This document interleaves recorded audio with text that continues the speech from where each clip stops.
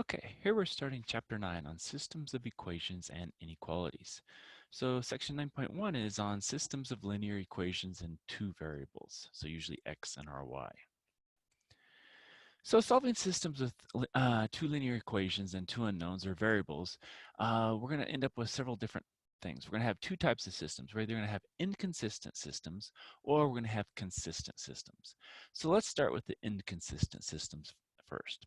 Basically, these have no solutions. So when we get these, the two lines are going to be parallel. They're going to have the same slope. But what happens is they have different y-intercepts, and therefore they never intersect. And so we have kind of an example of that here. You know, one here has the intercept here at 4, the other one down here at -5. They have the same slopes going up, and they're never going to intercept. They're just going to keep going on and on forever parallel to each other. Now, the key thing is if we solve this either with elimination or substitution, we're going to end up with a false statement at the end when solving these.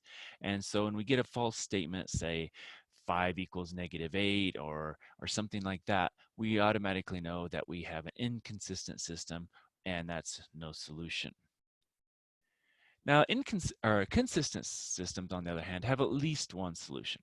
Now, there are two types of consistent systems. We have an independent and we have a dependent. Now, the independent systems have exactly one solution, some xy pair, and it's where the two lines are going to intersect. And if we look at this, basically we have one system that's the blue line, one system that's the red line, and where they intersect here, that's going to be some xy ordered pair, and that's going to be the solution. Now, dependent solution systems, on the other hand, have infinitely many solutions. And what happens is these lines are coincident, or basically they're just on top of each other. They're the same exact line. So every point on one line is the solution to both equations. And because you can't really change the color of one line on top of another line, we just have one line basically red, but there's a blue one right underneath it that we cannot see. And so those two lines are on top of each other. So they're a dependent system. Now, what happens when we're solving systems of equations in this case is we're going to get a true statement that's going to occur. And so we'll have something like 5 equals 5. Well, that's true. So what happens is that means every solution for x and y is going to be a solution for both of the systems. Okay. All right, so once, say, we've solved the system of equations, the best thing to do is you should never miss a problem on these because you can always do a check. And this is kind of what it happens when you're doing a check. So to verify if an ordered pair is the solution to a system of equations, whether it's just given to you to say, does it work? Or you've solved it and now you're like, okay, does it work? What you do is you substitute that solution you found into both original equations. It says both equations, but you want to do the original equations. And if both give true statements, then it's a solution.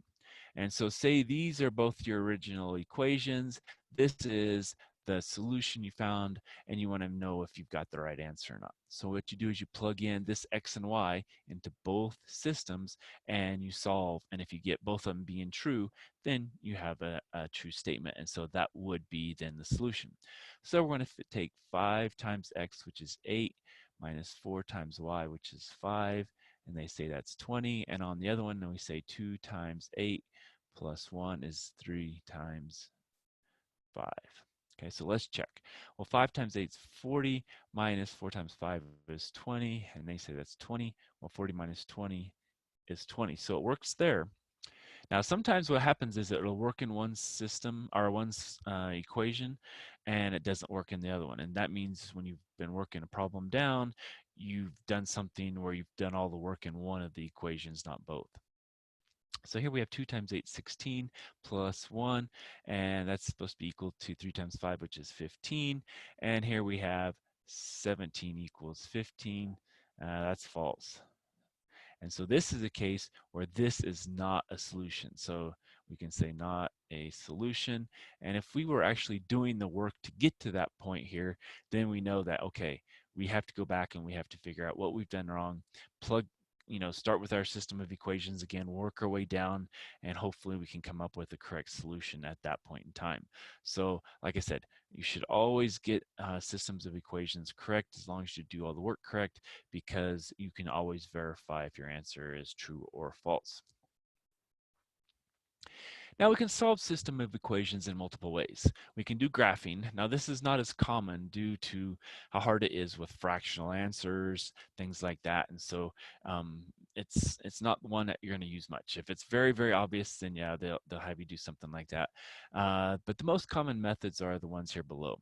Now, note most of the time the problem is going to say, you know, you need to do the substitution or you need to do the elimination, but there's going to be usually one way that's going to be easier than the other. So if it doesn't dictate which way to use, go with the easier way. So, or the way you know better. Some people, no matter what, they'll always do elimination and work their problems that way, and it works perfect. Now, this is also known as addition because what you're doing, you're adding two equations together and you're eliminating one of the variables. And so whatever you want to go with, you can do it. I'll probably say elimination when I'm doing it because I've always known it as elimination because you're eliminating one of the variables. Now substitution is the other one, and basically you solve one of your equations for a variable and then substitute it into the other equation. Again, it depends on what the system asks you to do on what you need to do. All right, so this one is saying graph. So solve both equations into the form y equals mx plus b to be able to easily graph with the slope and the intercept. And you can also plot points if that's easier for you. But if you just solve these equations for y, then you can get it into the slope intercept form. And so you know where it's intercept, and then you can go from the slope and get, you know, 2 or 3 points and draw a line. Or we can attempt to draw a line on here anyway. All right. So if we take the 2x minus 5y equals a negative 25, let's subtract 2x from both sides. And so we have negative 5y equals a negative 2x minus 25. Now we divide everything by a negative 5. And so we get y equals, well, negative 2 divided by negative 5 is just 2 over 5. Negative 5 divided, or negative 25 divided by negative 5 is plus 5. So that's our first equation. Now the other one, we have a minus 4x plus 5y equals 35. So I'll add 4x to both sides. So I have 5y equals 4x plus 35. Divide everything by 5. And I get y equals 4 over 5x plus 7. So now I've got the slope in both cases, or the intercept in both cases, and the slope in both cases, and I can come up and draw the lines. So let's start with the first one, 0, 5. So we go up 1, 2, 3, 4, 5, and that's going to be my first point, if it'll let me keep it on there. And then I'm going to go up to right 5. So then I can go up 1, 2, then 1, 2, 3, 4, 5. Okay, and because I can also go down 2, 1, 2, and left 5, 1, 2, 3, 4, 5, I can get 3 points here. All right, so that's good enough. You know, now to attempt to draw the line, I don't know, we might just forego that for now. Let's get the points here. So 0, 7. Well, if that was 5, then we have 6, 7. That's going to be our next point. Maybe I should do a different color here so I know the two lines. And so that would be my next point. And so then I'm going to go up 4, right 5. Well, I can't go up 4, so now I'm going to have to go down 4, left 5. So I'll go down 1, 2, 3, 4, 1, 2, 3, 4, 5. And so guess what? Those are the points that are going to cross. And then if I go down 1, 2, 3, 4, and then 1, 2, 3, I'm over here, so I can't really do it. And so, you know, my line is going to look something like that. And then if I get my purple line, it's going to look something like that. But in any case, that is going to be my intersection, and it intersects at 1, 2, 3, 4, 5, so negative 5, and then goes up 1, 2, 3. And so my solution is negative 5, 3. Okay.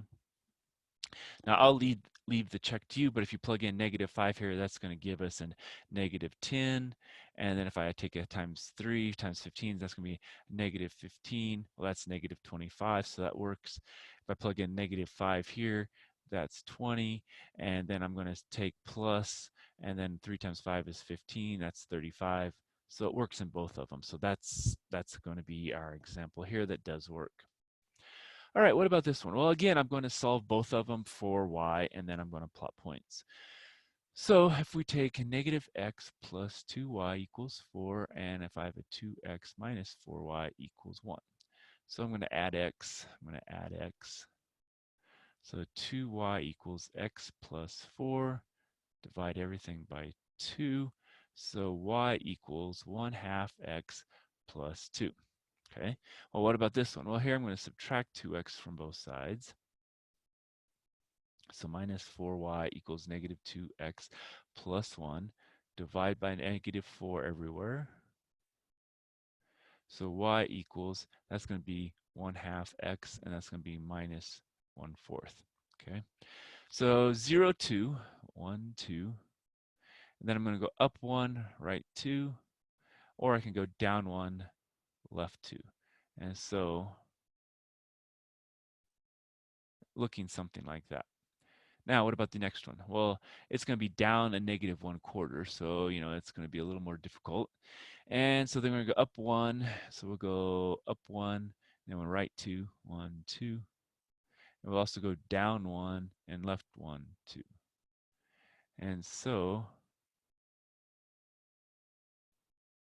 guess what? We've got two parallel lines. And we know they're parallel because our slopes are equal. So M1 equals M2. And we have different intercepts. And so that means we know that they're not the same line and they have the same slope. And so they're just going to keep going on forever that way.